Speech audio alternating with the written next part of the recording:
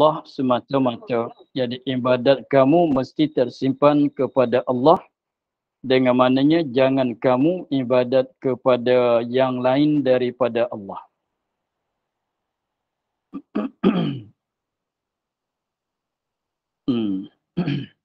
Jadi terjemahan dianya, jangan kamu sembah. Padahalnya jangan tu dia daripada la. Tapi la di situ kalau belajar dalam kaedah ilmu nahunya dikatakan la tu la nafi. La nafi maknanya tidak. Kalau mengikut dengan makna asalnya, tidak beribadat kamu, tidak sembah oleh kamu, tidak beribadat kamu akan lain daripada Allah. Maknanya tidak ibadat kamu melainkan pada Allah, maknanya kamu jangan tidak ibadat kepada yang lain melainkan kepada Allah. Tetapi kenapa dia terjemah kata jangan? Padahal la tu la nafi maknanya tidak. Tapi apabila dia terjemah tu dia katanya jangan kamu sembah. Maka jangan tu daripada makna larang, makna nahi. Maka di sini menunjuk bahawasanya maknanya dia kalau nafi itu maknanya kalam khabariyah. Kalam khabariyah maknanya nak cerita tapi maksudnya nak larang. Asal maknanya tiada ibadat kamu melainkan akan Allah. Maknanya maksudnya ialah jangan kamu sembah ibadat kepada yang lain daripada Allah. Hanya semata-mata ibadat kamu tu ialah kepada Allah. Ini salah satu daripada salah satu daripada janji. Yang keduanya wabil walidaini ihsana. Dan dengan dua ibu bapa itu berbuat baik. Yani berbuat baik kepada dua ibu bapa. Ini salah satu daripada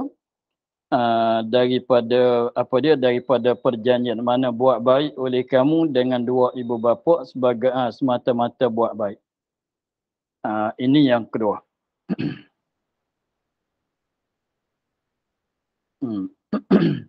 Dan seterusnya wazil qurbah. Wazil qurbah dan berbuat baik dengan yang empunya qarabah. Mana orang yang jadi qarabah dengan kita, adik-beradik kita, maka dijanji juga oleh Allah Ta'ala dengan buat baik terhadap mereka. Zil qurba tu masuk semualah ibu bapa dah cerita dah tadi. Lain pada tu zil qurba, adik, saudara, bapa saudara, mak saudara, anak saudara dan sebagainya. Sepupu, itu dikatakan zil qurba. Wal yatama dan anak yatim. Buat baik dengan anak yatim. Wal masakini dan segala miskin, orang-orang yang miskin. Wa qulu dan hendak kata oleh kamu, wa qulu linnasi husna, dan hendak kata oleh kamu bagi manusia itu akan perkataan yang baik. Jadi maknanya kita nak cakap dengan manusia, cakaplah dengan perkataan yang baik. Daripada suruh dengan ma'ruf, daripada perkataan yang baik, daripada suruh dengan ma'ruf, suruh dengan ma'ruf, dan tegah daripada mungkar.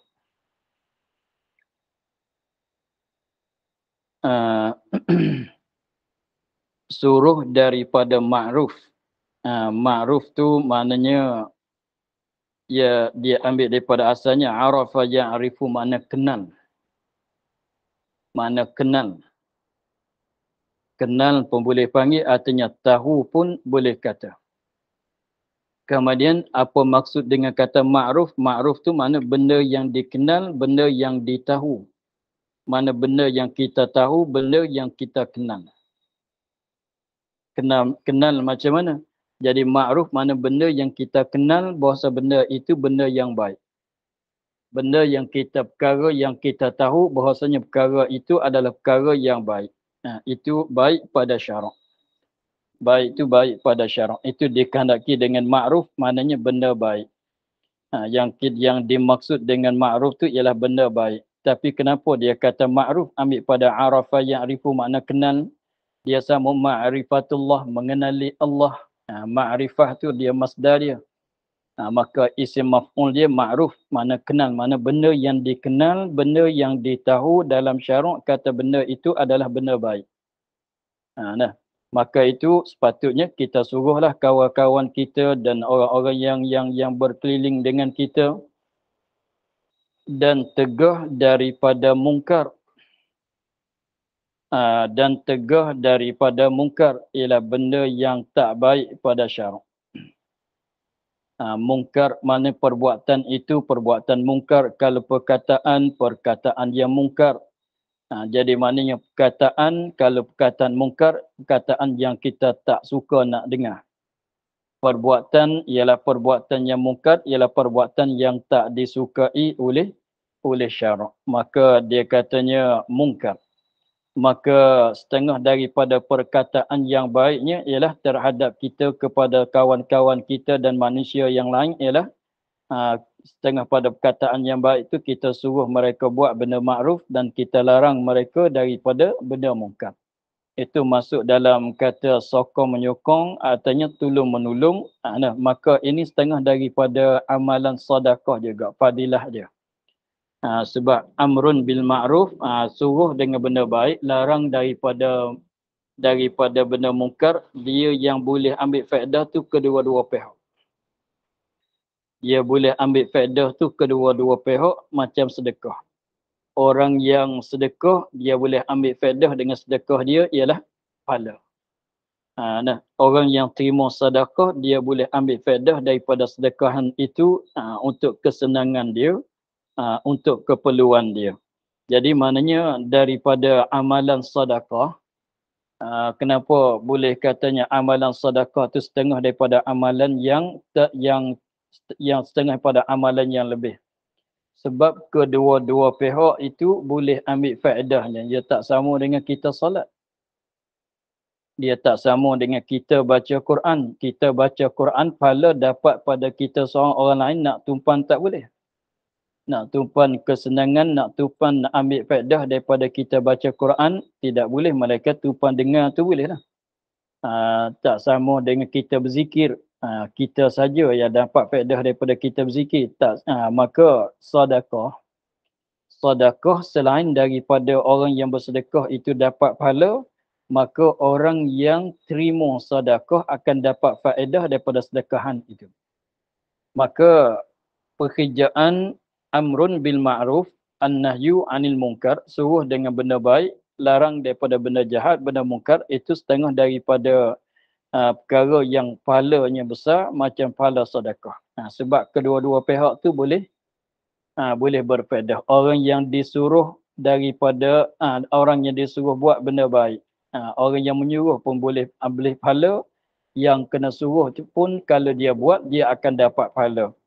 Maka menegah daripada mungkar pun boleh ambil faedah kedua-dua pihak. Yang menegah dapat pahala, yang kena tegah itu terlepas daripada maksiat. Jadi mana kedua-dua pihak tu boleh ambil faedah. Sebab tu dia katakan pahala dia tu macam sama dengan pahala sedekah. Fadilahnya. Maka setengah daripada perkataan yang baik itu ialah suruh dengan ma'ruf dan tegah daripada mungkar. Dan benar dan membenar pada kejadian Nabi Muhammad. Dan benar maknanya tidak mendusta. Dan benar cerita dengan sebenar. Pada kejadian, yakni pada sifat-sifat Nabi Muhammad sallallahu alaihi wasallam apabila kamu menyampai beritahu kepada orang-orang. Jadi maknanya setengah daripada perkataan yang baik, yang eloknya ialah tidak tipu, tidak mendustakan apa yang dicerita oleh Allah Ta'ala tentang sifat-sifat Nabi Muhammad sallallahu alaihi wasallam. Lagi wa aqimus salata, dan hendak berdiri oleh kamu akan sembahyang. Di dalam kitab Taurat Allah Ta'ala pun ada suruh orang Bani Israel bersembahyang. Tapi memanglah panggil kata sembahyang, tapi cara tak sama dengan sembahyang kita. Tapi panggil kata sembahyang jugalah, tetapi cara sembahyang orang Bani Israel, sembahyang cara dia. Kita umat Nabi Muhammad sembahyang juga, tapi cara kita. Jadi panggil kata sembahyang ke semua, tetapi cara buat tu tak sama. Jangan faham katanya disuruh solat 5 waktu sembahyang zuhur, sembahyang asar, hingga akhir semacam kita sekarang, itu bukan dia. Bahkan maknanya kita disuruh sembahyang dengan secara yang diajar oleh Nabi Muhammad. Umat dulu ada sembahyang juga, tapi cara dia ada caranya tertentu. Jadi maknanya umat-umat Nabi dulu pun ada sembahyang juga, tapi tak sama. Cara sembahyang tu tak sama. Wa atuz zakata, dan keluar oleh kamu akan zakat harta kamu. Itulah beberapa perkara yang Allah Ta'ala suruh Bani Israel buat. Yang mana perkara ini disebut di dalam kitab Taurat. Tetapi dimaksud dengan kata janji di sini bukan biasanya kita berjanji itu dia sanggup, kita sanggup. Janji ke tidak esok nak datang balik. Janji, mana kedua-dua pihak dah setuju. Itu makna berjanji sama-sama kita. Berjanji sama-sama kita tu maknanya kita setuju, dia setuju di atas nak buat suatu pekerjaan. Seperti katanya kita berjanji jumpa esok pula, kau datang, saya pun datang. Begitu. Itu makna janji sesama kita. Tetapi maksud dengan janji di sini apa dia? Allah Ta'ala perintah kepada Bani Israel, maka Bani Israel sanggup nak tunaikan perintah itu. Itu maksud katanya janji. Itu maksud katanya janji. Allah Ta'ala perintah Bani Israel sanggup nak tunai. Sanggup nak tunai sebab atas taat kepada suruhan Allah Subhanahu Wa Ta'ala. Perintah Allah Subhanahu Wa Ta'ala. Itu dimaksud dengan katanya wa id akhadna mitsaqa bani Israil, ketika kami ambil janji akan Bani Israel, ialah Bani Israel pada zaman Nabi Musa alaihi salam. Maka berjanji itu bukan mulut ke mulut, bahkan perjanjian itu Allah Ta'ala berjanji di dalam kitab Taurat. Maknanya perkara-perkara yang tersebut ini Allah Ta'ala ada suruh kepada orang Bani Israel dalam kitab Taurat. Kalau buka kitab Taurat tu ada suruh ibadat kepada Allah, suruh buat baik kepada dua ibu bapa, disuruh buat baik kepada orang yatim, anak-anak yatim, semuanya ada sebut di dalam kitab Taurat. Itu maknanya Allah Ta'ala berjanji dengan apa dia? Berjanji dengan Bani Israel. Dengan maknanya Allah Ta'ala perintah orang Bani Israel buatkan perkara-perkara yang disebut. Itu makna berjanji. Kalau tak sanggup pun mesti kena sanggup. Begitu. Jadi maknanya tak mesti ada persetujuan daripada Bani Israel lah. Tapi setengah tu setuju nak buat, setengah tu tak setuju. Tapi Allah Ta'ala apabila perintah, seolah katanya ada janji. Apabila ada perintahan daripada Allah, seolah katanya kita ni ada janji dengan Allah nak buat apa yang dia suruh. Sebab kita ni tak dapat tidak kena taat kepada Allah. Dah maklum dah begitu. Kita hamba mesti taat kepada Tuhan kita. Maka apabila begitu, pada maknanya kita dah berjanji dengan sebab nama kita ni nama hamba. Nama kitanya ialah nama katanya hamba. Setiap hamba mesti kena khidmat kepada tuannya. Maka pada maknanya apabila kita katanya tilik pada kita ni seorang hamba, seolah kata kita dah berjanji nak tunaikan apa yang disuruh oleh tuan kita. Pada maknanya begitu. Maka apabila Allah Ta'ala suruh di dalam kitab Taurat, pada maknanya sudah buat perjanjian. Maka yang Allah Ta'ala sebut dalam kitab Tauratnya sebagai perjanjian, satunya tidak ibadat kepada yang lain, melainkan ibadat kepada Allah. Dan yang keduanya buat baik kepada dua ibu bapa. Yang ketiganya buat baik dengan anak-anak yatim. Yang keempatnya, yang ketiganya buat baik dengan orang yang mempunyai qarabah. Dan dan seterusnya buat baik dengan anak-anak yatim dan orang-orang miskin. Dan satu laginya ialah berjanji nak cakap dengan cakapan yang baik, tak mendusta pada cakapan. Itulah perjanjiannya.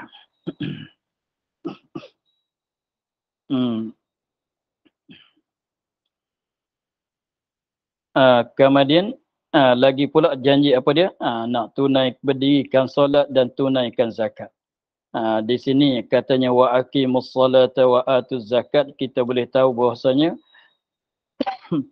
umat Nabi dulu ada solat, tapi cara solat tak sama dengan cara kita solat sekarang.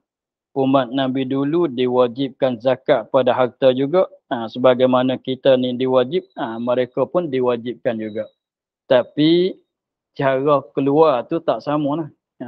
Sekadar nisab dia, syarat apa dia tu tak keluar. Sebab tu kita boleh dengar cerita katanya, cerita Qarun. Suatu hari Nabi Musa beritahu kepada dia bahawa Allah Ta'ala perintah kepada semua orang Bani Israel keluarkan zakat. Keluarkan zakat. Itu menunjuk katanya zakat ada diwajib pada Bani Israel. Sebagaimana di sini sarah. Tapi Qarun tak sanggup keluar. Summa tawallaitum, kemudian berpaling kamu daripada sempurnakan janji. Maknanya tidak mensempurnakan janji. Summa tawallaitum, kemudian berpaling kamu daripada sempurna dengan janji. Maknanya kamu tidak mensempurnakan janji. Jadi maknanya Allah Ta'ala mulai berjanji itu bila? Mulai berjanji itu ialah semenjak pada tok nenek bagi mereka lah. Orang-orang Bani Israel, artinya orang Yahudi yang ada pada zaman Nabi Musa, yang permulaan yang ada pada masa turun kitab Taurat. Maka perjanjian itu terus kepada semua Bani Israel, sehingga Bani Israel yang ada pada zaman Nabi Muhammad sekalipun termasuk di bawah ambil janji ke semuanya. Jadi perjanjian itu yang Allah Ta'ala buat janji dalam kitab Taurat tu, itu diguna kepada semua Bani Israel di mana-mana zaman sekalipun. Summa tawallaitum, kemudian berpaling kamu daripada sepenuhkan dengan janji. Illa qalilan minkum, malaikat yang sedikit, tak ramai daripada kamu. Malaikat yang sedikit daripada golongan kamu, golongan Bani Israel, ada mempenuhkan janji. Tapi kebanyakannya begitulah. Kebanyakan tidak mempenuhkan janji, tidak buat apa, mengikut apa yang diperintah di dalam kitab Taurat. Hanya ada setengah-setengah saja, tak berapa ramai, tilik kepada seramai-ramai Bani Israel. Jadi maknanya banyak kepada tidak mempenuhkan janji. Tapi ada juga seperti Abdullah bin Salam, dia mempenuhkan janji sehingga apabila Nabi Muhammad datang ke Madinah, dia dan sahabat-sahabatnya terus masuk Islam bersama dengan Nabi, beriman dengan Nabi Muhammad sallallahu alaihi wasallam. Maka Abdullah bin Salam setengah daripada orang yang Yahudi yang beramal dengan ajaran kitab Taurat yang asli, maka apabila datang Nabi Muhammad kepada Madinah, terus dia masuk Islam. Itulah dikehendaki Abdullah bin Salam dan sahabat-sahabatnya, itu dikehendak dengan katanya orang malaikat golongan yang sedikit daripada Bani Israel, daripada orang Yahudi yang menunaikan janjian Allah Subhanahu Wa Taala di dalam kitab Taurat. Wa antum mu'ridun, dan bermula kamu yang ramai.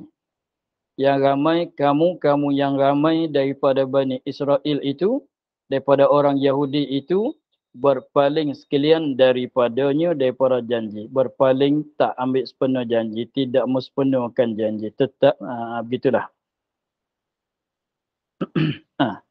Seperti bapa kamu dahulu kala. Jadi kamu pada zaman Nabi Muhammad ini tak sepenuhkan janji, maka sama dengan tok nenek kamu dulu pun ada tak sepenuhkan janji juga. Jadi itulah kejadian orang Bani Israel. Orang zaman dulu lagi tidak sepenuhkan janji Allah, maka sampai pada masa Nabi Muhammad pun ada kebanyakan tu tidak sepenuhkan janji yang Allah Ta'ala buat janji dengan mereka. Mereka golongannya sedikit saja yang sepenuhkan janji.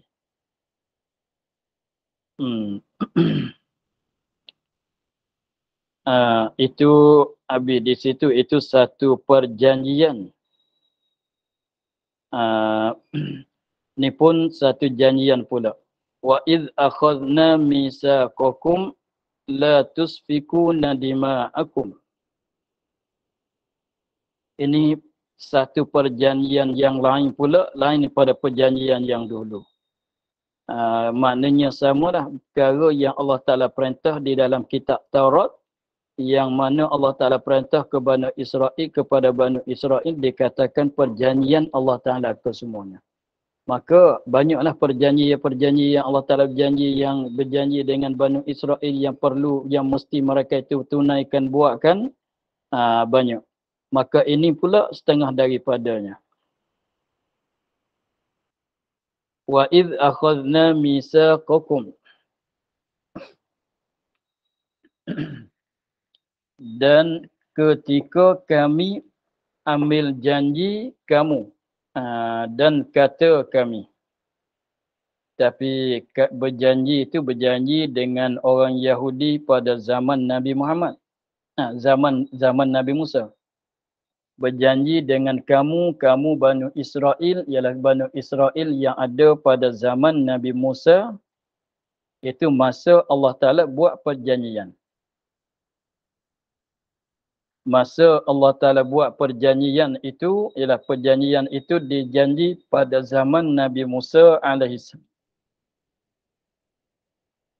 Tapi buat berjanji itu berjanji pada orang Yahudi atau orang Bani Israel yang ada pada zaman Nabi Musa. Tetapi perjanjian itu terus sampai kepada anak cucu mereka, sampai kepada Yahudi yang ada pada zaman Nabi Muhammad SAW, maka mereka pun masuk di dalam janji juga.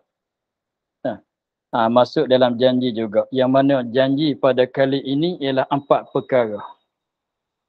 Perjanjian pada kali ini ialah kesemuanya 4 perkara, setengah daripadanya jangan membunuh antara satu sama lain. Yang keduanya ialah jangan menghalaukan setengah daripada kampung tempatnya. Jangan menghalaukan setengah-setengah tu daripada kampung tempatnya. Dan setengah daripadanya, daripada berjanji itu ialah jangan sokong menyokong untuk berperang setengah dengan setengah. Dan jangan jangan ambil tebusan apabila dapat ditawan.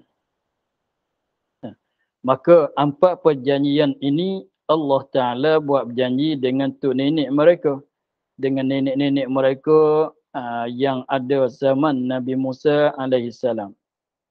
Tetapi Allah Ta'ala beritahu kepada orang Yahudi yang ada pada zaman Nabi Muhammad. Jadi maknanya wa idh akhadna misaqakum, dan ketika kami ambil janji, ambil akan janji kamu. Kamu tu siapa? Ialah nenek-nenek bagi Bani Israel, yang bagi orang Yahudi yang ada pada zaman Nabi Musa. Dan kata kami di dalam perjanjian itu. Jadi pendek kata macam tadi juga. Berjanji dengan Bani Israel atau orang Yahudi pada zaman Nabi Musa. Tetapi perjanjian itu diteruskan gunanya sampai kepada Yahudi pada zaman Nabi Muhammad SAW. Jadi mana Yahudi yang ada pada zaman Nabi Muhammad, yang ada ke belakang-belakang ini, mesti mengikut perjanjian yang mana Allah Ta'ala berjanji dengan nenek-nenek mereka pada zaman Nabi Musa AS. Jadi maknanya perjanjian itu bukan sekadar Bani Israel, perjanjian jangan membunuh, jangan menumpahkan darah dan lain lagi itu. Perjanjian itu bukan sekadar perjanjian yang diguna pada zaman Nabi Musa saja, itu tidak. Bahkan perjanjian itu diteruskan sampai Bani Israel atau orang Yahudi ada pada zaman Nabi Muhammad SAW, mesti ditunaikan janji yang tersebut juga. Maka mana perjanjian Allah Ta'ala buat janjinya? La tusfikuna dima'akum. La tusfikuna dima'akum. Maknanya, jangan kamu menumpahkan darah kamu. Jangan menumpahkan darah kamu. Sesama kamu, jangan menumpahkan darah.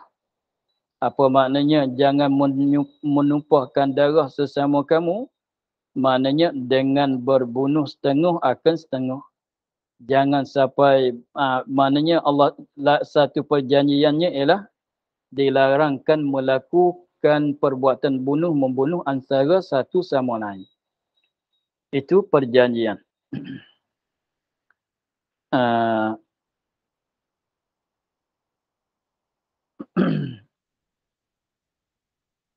Wala tukhriju anfusakum min diyarikum. Dan jangan kamu keluarkan, mana halau.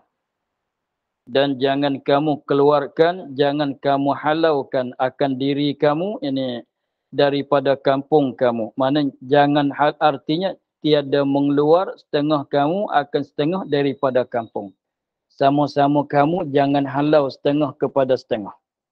Jadi orang yang kuat halaukan yang dhaif keluar daripada kampung tempat masing-masing. Cerita dia tengok lagi akan datang.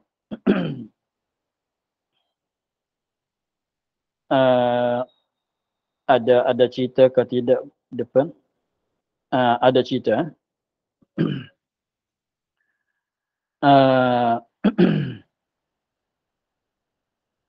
Summa aqrartum. Summa aqrartum. Kemudian terima oleh kamu perjanjian, janji katanya tidak menumpahkan darah. Tidak menumpahkan darah, mana tidak bunuh antara satu setengah kepada setengah. Dan jangan halaukan setengah daripada kampungnya, daripada rumahnya. Maka apabila Allah Ta'ala buat perjanjian, apa katanya? Summa aqrartum, kemudian terima kamu akan demikian itu janji. Perjanjian tidak bunuh-membunuh antara satu sama lain itu diterima oleh Bani Israel pada zaman Nabi Musa. Dan perjanjian apa dia? Tidak menghalaukan setengah daripada kampungnya, daripada rumahnya, itu diterima oleh Bani Israel juga. Tapi Bani Israel pada zaman dululah. Apabila tok nenek mereka ada buat janji, maka perjanjian itu akan diterus sampai ke anak cucunya yang ada pada zaman Nabi Muhammad SAW. Summa aqrartum wa antum tashhadun. Dan kamu itu naik saksi kamu atas diri kamu. Jadi maknanya berjanji serta jadi saksi. Kami bersaksi bahawasanya kami nak tunaikan akan perjanjian itu. Kemudian katanya summa antum haula'i. Kemudian bermula kamu sekalian mereka itu sekalian kamu. Jadi kamu sendiri, kamu Bani Israel sendiri, taqtuluna anfusakum. Kamu membunuh akan diri kamu. Mana bunuh sama-sama kamu lah. Orang Yahudi setengah bunuh orang Yahudi lain. Jadi mana bunuh sama-sama kamu. Itu bunuhkan akan diri kamu. Mana kamu bunuh sama-sama kamu. Orang Yahudi bunuh orang Yahudi. Dengan bunuh setengah akan setengah. Itu bunuh kamu akan diri kamu. Wa tukhrijuna fariqan. Dan mengeluar wa tukhrijuna fariqan minkum min diyarihim. Dan keluarkan akan setengah firqah, setengah golongan daripada kamu kampung mereka itu. Jadi halau setengah kepada halaukan setengah-setengah orang kampung daripada Yahudi keluar daripada kampung. Tazaharuna alaihim, kamu bertolong-tolong atas mereka itu. Kamu bertolong-tolong, tolong atas ni tolong khianat, tolong zalim. Kalau tolong bagi ni tolong sebelah baik. Dan bertolong-tolong atas mereka itu akan satu golongan. Tolong-menolong bil ismi wal udwani, dengan maksiat dan zalim. Udwan tu zalim. Jadi kamu tolong-menolong, bantu-membantu di atas buat maksiat, buat kezaliman. Dia udwan tu makna zalim, tapi zalim yang kuat dia panggil udwan. Kalau zalim biasa, zalim lah panggil. Tapi kalau zalim yang sangat, maka dia panggil udwan. Wa iyyatukum usarah, dan jika membawa datang mereka itu, akan kamu orang tawan, akan orang tawan. Maka jika membawa mereka itu ialah dia panggil hulafa. Nanti kita cerita balik. Bawa mereka itu akan kamu, bawa kepada kamu akan orang-orang yang kena tawan.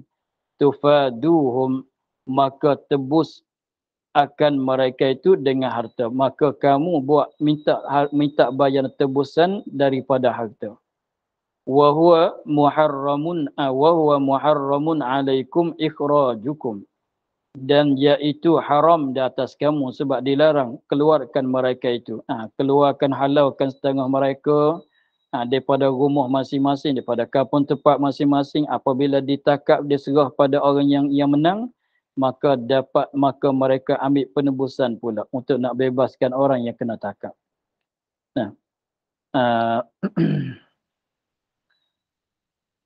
Afatu'minuna bi ba'dil kitabi, maka adakah beriman kamu dengan setengah kitab? Maka adakah kamu beriman dengan setengah kitab sahaja? Setengah kitab tu mana setengah ajaran yang diajar dalam kitab Taurat. Wa takfuruna bi ba'd, dan kamu kufur, maknanya tidak beriman dengan setengah kitab, dengan setengah perkara yang diajar di dalam kitab Taurat. Fama jazaa'u man yaf'alu dzalika minkum illa khizyun fil hayatid dunya, maka tiada balasan mereka itu yang membuat demikian itu daripada kamu melainkan kehinaan dan keji pada hidup dunia, dan sungguh hina pada akhirat.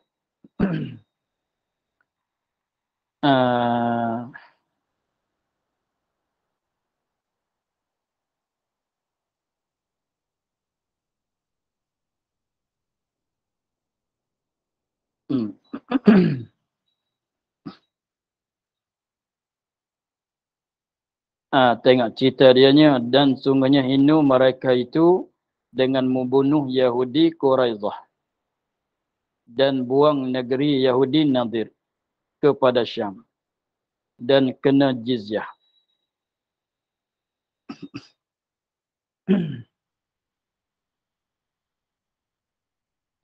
Dan sungguhnya dihinakan mereka itu.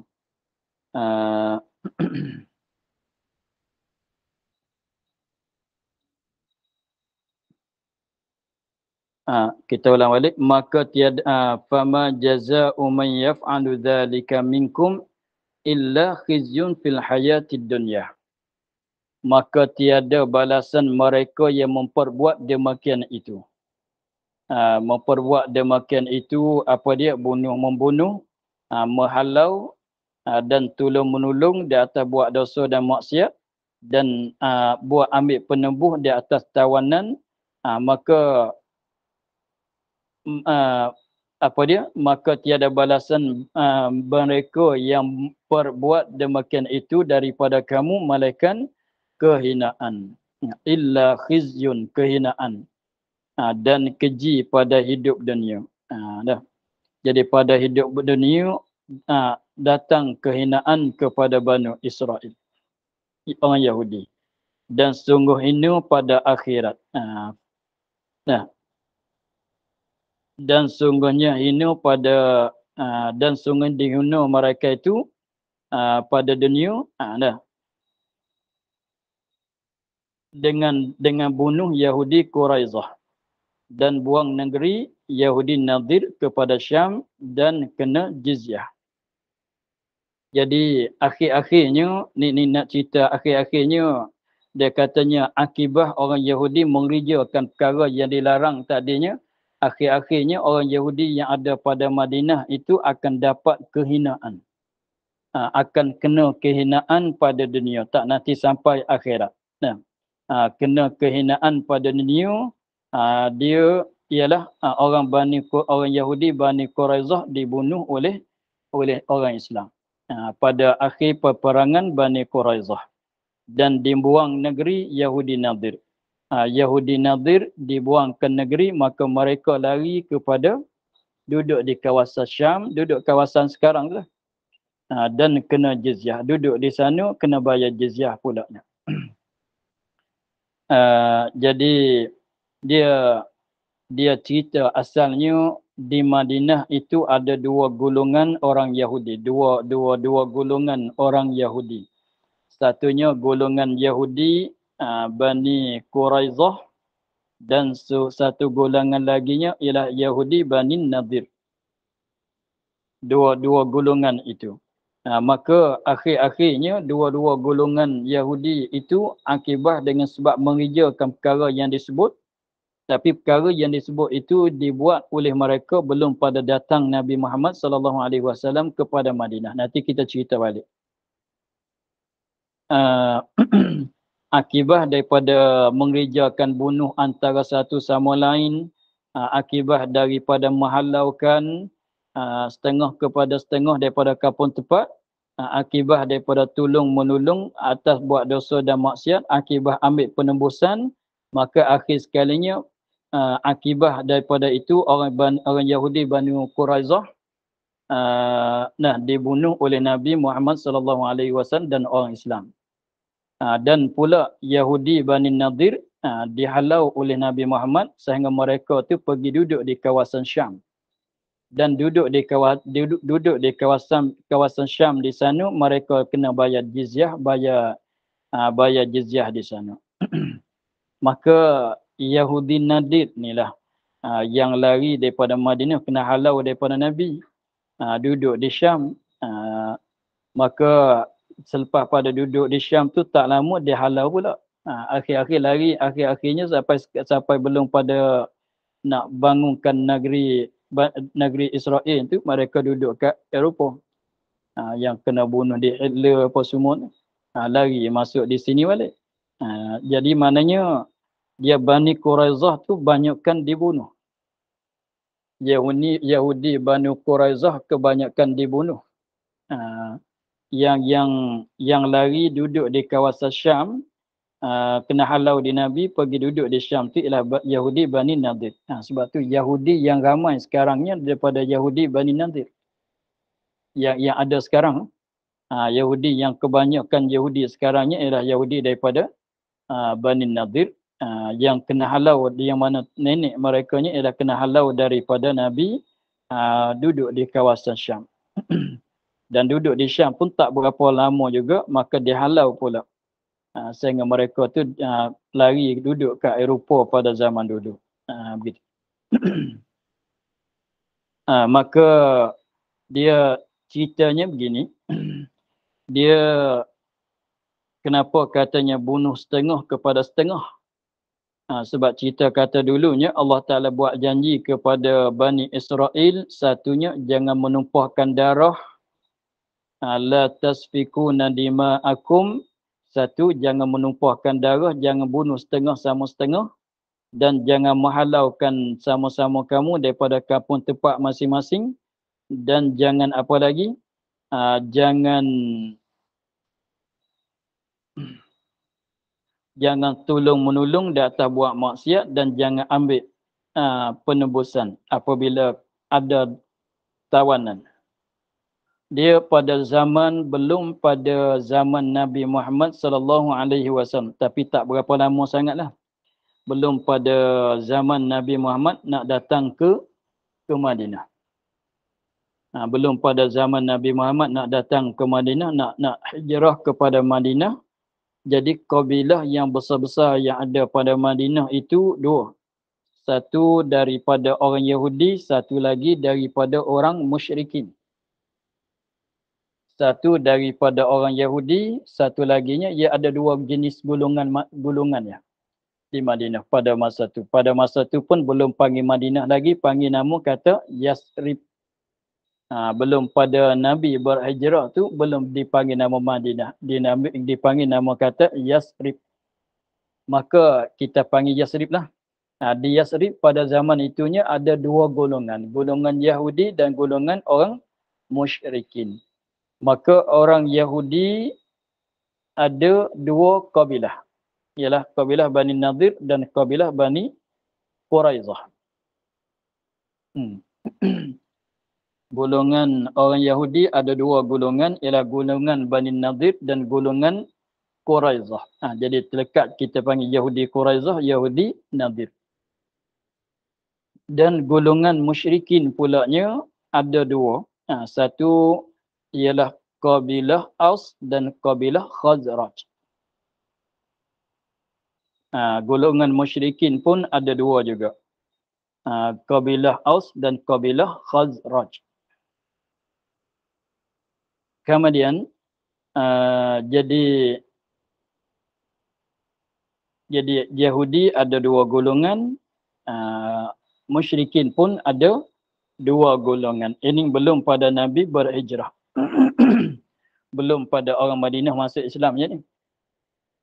Maka dalam keadaannya begitu, maka Yahudi Bani Quraizah dia bersumpah bersama dengan orang kabilah Aus.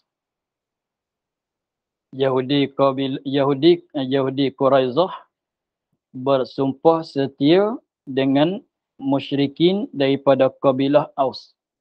Jadi maknanya dua-dua ni Quraizah dengan Aus ni dia macam dua saudara lah. Jadi macam dua sahabat, dua kawan, dua sahabat yang sumpah nak tolong setengah kepada setengah. Jadi apabila Aus, maka jadi pada zaman tunya Quraizah dia baik dengan Aus dan Nadir dia baik dengan Khazraj. Jadi Yahudi Nadir dia baik dengan Khazraj, dia bersumpah setia dengan Khazraj. Jadi maknanya dan tiap-tiap dua pasukan tu ada berseteru. Yahudi sama Yahudi ada berperang, ada bermasalah. Aus dengan Khazraj pun ada bermasalah juga. Jadi Aus berperang dengan Khazraj, Quraizah berperang dengan Nadir. Jadi apabila Quraizah berperang dengan Nadir, maka Aus dan Khazraj masing-masing tolong. Apabila Aus berperang dengan Khazraj, maka Quraizah tolong Aus, Nadir tolong Khazraj. Begitulah keadaan mereka yang ada pada zaman belum pada Nabi datang ke Madinah. Maka di situlah apabila ada berlaku peperangan, maka sama-sama Yahudi itu ada bunuh-membunuh antara satu sama lain. Padahalnya Quraizah dan Bani Nadir sama-sama Yahudi. Allah Ta'ala dah janji Yahudi sama Yahudi jangan bunuh antara satu sama lain. Maka jadi berperang. Jadi peperangan antara Quraizah dengan Nadir. Itulah Allah Ta'ala katanya kamu membatalkan janji. Sebab Allah Ta'ala janjikan dengan kamu, jangan kamu menumpahkan darah, maka kamu berperang juga Nadir dengan kabilah, dengan Quraizah. Wala tukhrijuna anfusakum min diyarikum, dan jangan kamu menghalaukan setengah kamu daripada kampungnya. Jadi apabila berperang oleh Quraizah dan Nadir, kalau Quraizah dapat menang, apabila Quraizah dapat menang, Nadir kalah, maka Quraizah dia halaukan Nadir keluar pada rumah. Berperang pula Nadir dapat menang. Nadir pula menghalaukan Quraizah daripada kampung mereka. Jadi begitulah yang dia buatnya. Itu mana kata Allah Ta'ala, kamulah yang membatalkan janji. Kemudian apabila apabila tawanan daripada contohnya Quraizah dapat menang. Quraizah dapat menang, maka orang Aus yang menyokongkan Quraizah tu dapat tangkap seorang daripada orang Bani Nadir, maka dibawakan orang yang kena tawan itu serah kepada ketua kabilah Aus, maka mereka ambil penebus untuk nak lepaskan tawanan itu. Jadi maknanya orang Quraizah apabila dapat tangkap akan orang Nadir, maka dia akan ambil penembus. Orang Nadir pun begitu juga. Sekiranya kalau dapat tangkap orang Bani Quraizah, maka mereka dah minta nak bayar penebus juga. Minta harga penebusan juga untuk nak lepas. Maka semuanya perbuatan itu dilakukan oleh dua kabilah bagi Bani Israel. Yang mana semuanya perbuatan mereka itu ialah perbuatan yang dilarang oleh Allah Subhanahu Wa Taala kesemuanya. Sebab benda itu dah dijanji tapi mereka melakukan juga.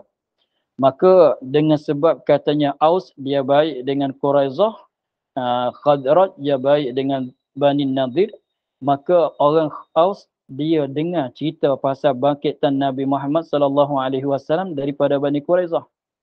Orang kabilah Khazraj dia ceritakan pasal bangkitan Nabi Muhammad daripada Bani Nadir sebab ada sebut dalam kitab Taurat. Maka lama kelamaan orang Aus suka kepada Islam. Orang Khazraj suka kepada Islam. Maka dengan sebab dia dah terbuka maka golongan Aus dan golongan Khazraj datang pergi ke Mekah dengan cara sembunyi berjumpa dengan Nabi Muhammad sallallahu alaihi wasallam di Mekah. Maka di situlah berjumpa dengan Nabi waktu malam, wakil daripada Aus, wakil daripada Khazraj berjumpa dengan Nabi dan beriman dengan Nabi Muhammad dan berjanji dengan Nabi Muhammad nak tolong Nabi Muhammad apabila Nabi Muhammad datang kepada Madinah. Maka selepas pada waktu janji, maka dua golongan sana itu balik. Jadi maknanya di kat Madinah sekarang orang Aus ada beriman dah. Orang Khazraj ada beriman dah. Tunggu Nabi dapat izin daripada Allah Ta'ala berhijrah ke Madinah. Maka apabila Nabi berhijrah kepada Madinah, maka semua kabilah Aus masuk Islam. Kabilah Khazraj pun masuk Islam. Itulah katanya orang yang Mu'ansar. Itu dipanggil orang Ansar. Maka orang Ansar terdiri daripada kabilah Aus dan kabilah Khazraj. Begitulah. Kalau kita katanya orang Arab ni keturunan Ansar, maknanya dia emang kabilah Ansar daripada tok nenek dia orang kabilah Khazraj atau orang kabilah Aus. Begitulah. Jadi apabila Nabi datang ke Madinah, jadi asalnya Aus dan Khazraj ada berseteruan, duduk berperang bersama. Maka apabila Nabi datang ke Madinah, semua orang Aus masuk Islam, melainkan golongan munafikin. Orang Khazraj pun ramai masuk Islam. Maka di situlah Allah Ta'ala perintah kepada Nabi supaya Nabi itu pegang ambil dua kabilah ini akad bersaudara. Akad bersaudara, jadi katanya ikha'ah. Maknanya maka selepas pada itulah berpeluk setengah kepada setengah. Orang Khazraj berpeluk dengan orang Aus berpeluk dengan Khazraj. Maka mula di situlah jadi Khazraj dan Aus jadi macam adik-beradik. Jadi adik-beradik, maka dah hilanglah perseteruan di antara dua kabilah itu. Jadi tinggal ada Yahudi Bani Quraizah dan Yahudi Bani Nadir.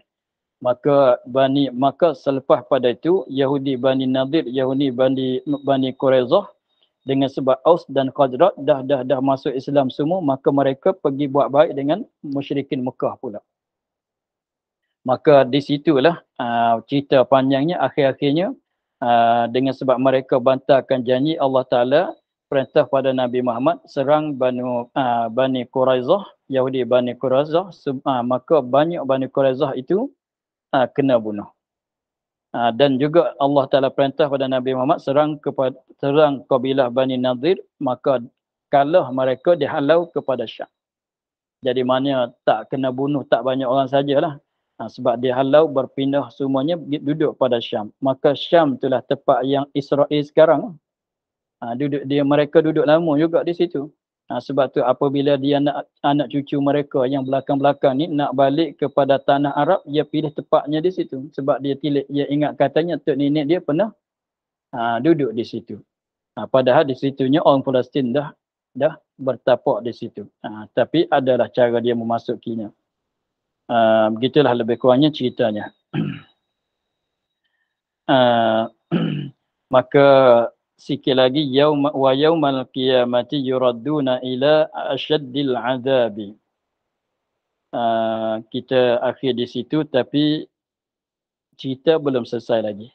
Ini wa yaumal qiyamah ni akibah bagi selepas pada kehinaan pada dunia dan akhirat pula diazab dengan dikembali kepada azab yang sangat pedih. Kita ulang balik.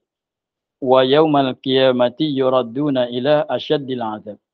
Wallahu a'lam, alhamdulillahirabbil alamin. أعوذ بالله من الشيطان الرجيم بسم الله الرحمن الرحيم الحمد لله رب العالمين والصلاة والسلام على أشرف الأنبياء والمرسلين وعلى آله وصحبه أجمعين اللهم افتح علينا فتوح العارفين ونور قلوبنا بنورك الكريم واجعل عملنا خالصة لوجهك الكريم اللهم إنا نستودعك ما قرأناه وما قصناه وما سمعناه وردد علينا وافتح يدينا سبحان ربك رب العزة عما يصفون وسلام على المرسلين والحمد لله رب العالمين.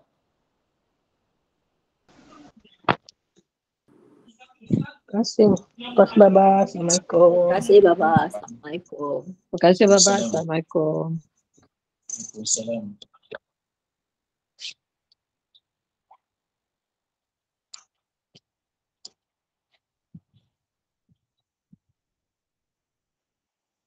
Assalamualaikum warahmatullahi wabarakatuh.